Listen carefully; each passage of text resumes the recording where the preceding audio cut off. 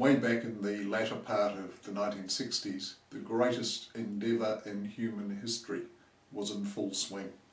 NASA was running a program called Project Apollo, whose primary objective was to put a man on the moon.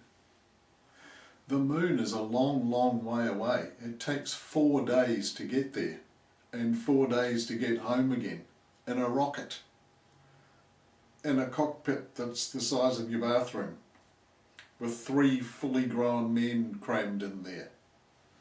Not very pleasant.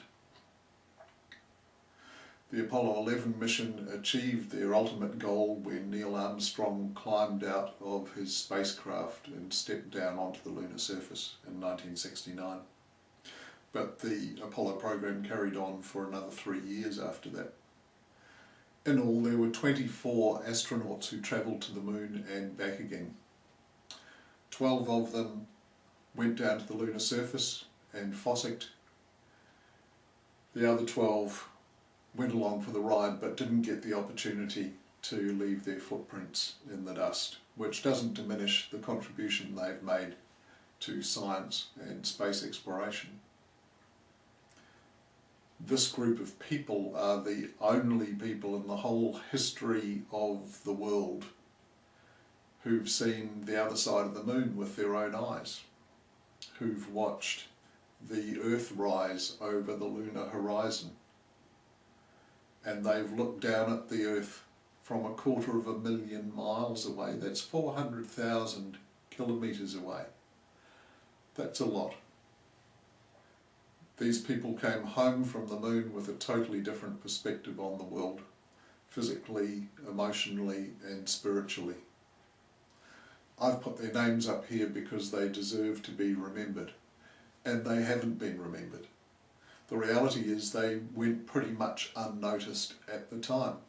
Neil Armstrong is genuinely famous, and Buzz Aldrin, but after Apollo 11 had delivered them to the moon, the world pretty much said, okay, they've been there and done their boxes have been ticked. Now we can sit back and wait for the next big thing. No one's been back to the moon since 1972. That's a very long time. A number of the Apollo astronauts have left the world permanently now. And the ones that are left are old men now.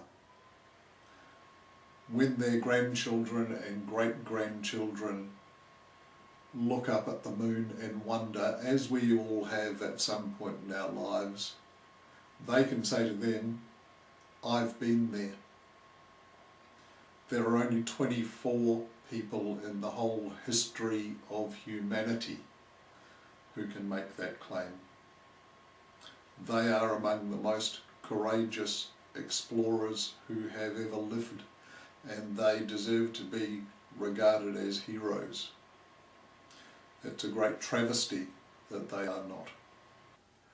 There were actually 32 Apollo astronauts altogether, but 8 of them didn't travel to the moon.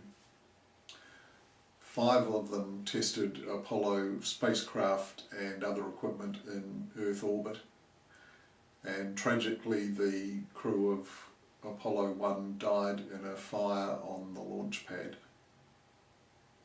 All 32 received NASA's highest award, the Distinguished Service Medal, for their distinguished service and ability and courage, and rightly so. I was a schoolboy in the 1960s, and the Apollo missions were a huge part of the world that I was growing up in. One day in 1969 I was at school at football practice, and the coach came over and stopped the game, and we all gathered around him. He had a tiny little transistor radio that he thought was pretty cool, but actually was pretty hard to listen to. We all gathered around him and we were very quiet, and we strained our ears and we listened to the squeaky little voices that were coming out of it.